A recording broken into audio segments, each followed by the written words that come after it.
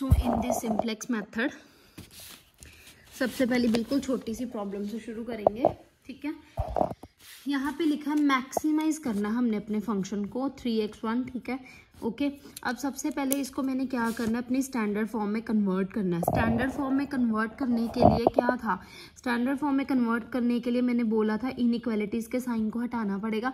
तो अगर less than के साइन है तो उसके लिए हमें स्लैक वेरिएबल्स ऐड करने पड़ेंगे, right. So in this we adding slack variable s1 और s2, ठीक है। मतलब यहाँ पे s2 का कोफिशिएंट 0s2 और यहाँ पे s1 वाला नहीं है तो वो 0s1 है, राइट, ठीक है। सो अब ये जो स्लैक वेरिएबल्स आपने ऐड किए इसको आपको अपने कौन से फंक्शन, ऑब्जेक्टिव फंक्शन में भी ऐड करना पड़ेगा। यहाँ पे इनका कोफिशिएंट 1 होगा, बट जब आप ऑब्जेक्टिव फंक्शन में ऐड करोगे तो उसका कोफिशिएंट क्या रहेगा, 0 रहेगा, 0s1 प्लस 0s2, ठीक है। सो ये सारे इसके क्या होते हैं, कोफिशिएंट्स होते हैं, ओके। सो फर्स्ट हमें एक सिंपल सा एक टेबल बनाना पड़ेगा कि इसको कैसे सॉल्व करना है। हमने देखो सबसे पहले इसे सॉल्व करने के लिए हमें एक टेबल बनाना पड़ेगा। This is the table, right, ठीक है। ये टेबल कैसे बना है, देखो ये CJ है, CJ, ठीक है। ये होती है कॉस्ट, क्या होती है, कॉस्ट होती है, ठीक है, कोफिशिएंट्स की, ऑब्जेक्टिव फंक्शन की कॉस्ट। यहाँ पे मैंने दो नेम लिखे हैं, बेसिक और CB। बेसिक मतलब जो हमने अपने क्या कहते हैं स्लैक वेरिएबल्स इंट्रोड्यूस करवाए हैं वो यहाँ पे लिखेंगे, और CB मतलब उनकी कॉस्ट यहाँ पे लिखेंगे जो हमारे स्लैक वेरिएबल्स की कॉस्ट है, राइट, ठीक है। सो फर्स्ट ऑफ ऑल यहाँ पे फिर 3 चीज़ें है, BI, ठीक है, और थीटा और FR। इसका कंसर्न हम बाद में करेंगे। सो सबसे पहले हमने देखा हमारे बेसिक फंक्शन थे S1 और S2, ठीक है, फाइन, ठीक है, ये हमने लिख लिया, ओके, राइट, ठीक है। उसके बाद हमने x1 का कोफिशिएंट लिखा है, x1 का कोफिशिएंट था 2, इसके बाद x2 का कोफिशिएंट था 1, s1 का कोफिशिएंट था 1, और इस केस में s2 प्रेजेंट नहीं था तो उसका कोफिशिएंट था 0। उसी तरीके से नेक्स्ट रो है हमारे पास, यहाँ 1, यहाँ 1, s1 का कोफिशिएंट नहीं था तो वो 0 और s2 का 1, राइट, ठीक है।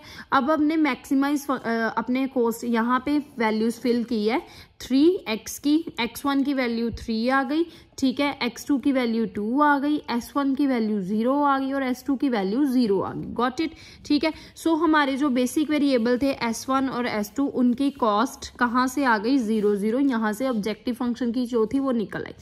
BI मतलब जो हमारी राइट हैंड साइड पे इनइक्वालिटीज की वैल्यू होती है 5 और 3, ये हमने कर ली यहाँ पे पुट।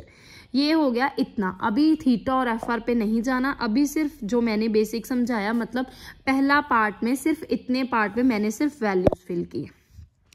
अब जो इसमें निकालना होता है, हमें निकालनी वैल्यू होती है JZ की, JZ की वैल्यू निकालनी है, नेक्स्ट पॉइंट है, ठीक है।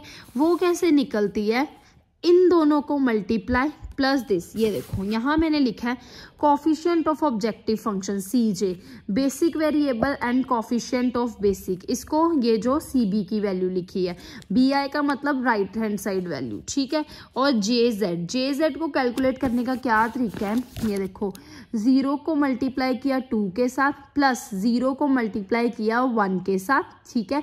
तो दोनों का क्या करके आ गया, 0 × 2 0, 0 × 1 0, तो एड ऑन करके आया 0, ठीक है। 0 × 1 0, 0 प्लस 0 × 1 0, तो एड ऑन करके आया 0। मतलब ये सारी वैल्यूज एक तरीके से इसको इसके साथ इसको प्लस करके इसके साथ किया तो वो वैल्यूज आ गई 0 0 0। नेक्स्ट हमें निकालना है CJ, ये सारा एक तरीके से फॉर्मेट है सॉल्व करने का, CJ minus JZ, CJ minus JZ करना है, मतलब CJ 3 minus 0 3, 2 minus 0 2, 0 minus 0 0 and 0 minus 0 0, right, ठीक है। नाउ हमारी वैल्यू क्या है, हमें मैक्सिमाइज करना है फंक्शन। सो जो हमारा CJ माइनस JZ निकला है, इसमें से जो हाईएस्ट वैल्यू है हम उसको पिक करेंगे। ये आई 3,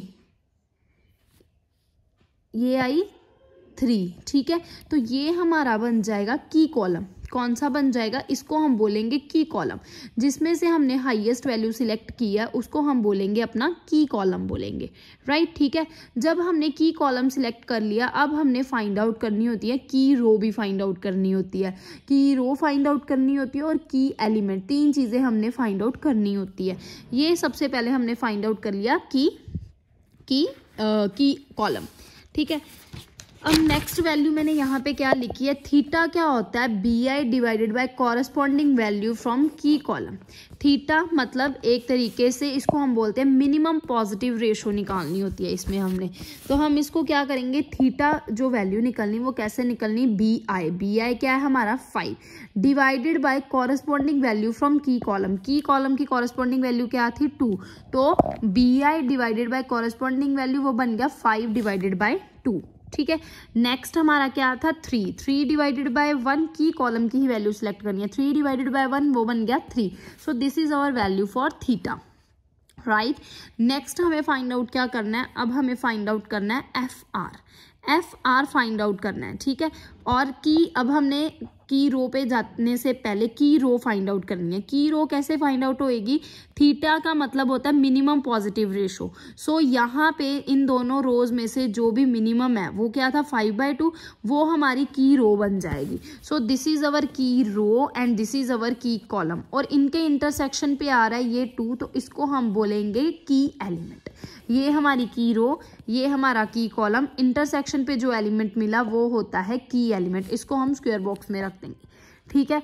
अब नेक्स्ट एक पार्ट सॉल्व करते करते, फर्स्ट आइट्रेशन सॉल्व करते करते की कॉलम की रो वो सब मिल गया। अब नेक्स्ट रह गया था एफ आर का मतलब होता है फ्रैक्शन रेशो, और वो हम सिर्फ उसी रो की फाइंड आउट करते हैं जो की रो नहीं होती, मतलब fraction ratio is only for row other than key row, और उसको निकालने का तरीका क्या, corresponding value for key column divided by key element.